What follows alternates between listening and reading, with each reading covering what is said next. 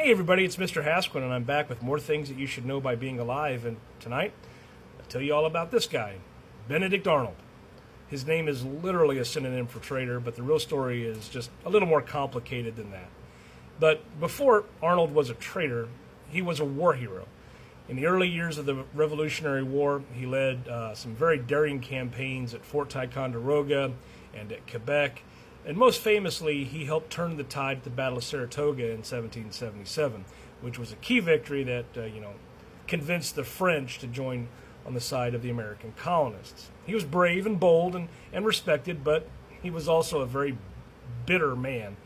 And despite the victories, despite his successes, Congress continued to pass him over for promotions. Other people took the credit for his work, and he ends up getting wounded on several occasions, especially at Saratoga, and he sinks into debt. Lesser officers got the glory, got the money, and, well, Benedict Arnold got his feelings hurt.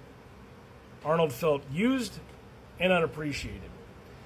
So, in 1780, Arnold makes a secret deal with the British. He would hand over the fort at West Point, New York, a critical strategic site on the Hudson River, and he would receive in turn some money and a position within the British Army. But the plot begins to unravel when American forces capture British Major John Andre, who was carrying incriminating documents from Benedict Arnold. So, Arnold has to skedaddle. He escapes, barely, and joins the British.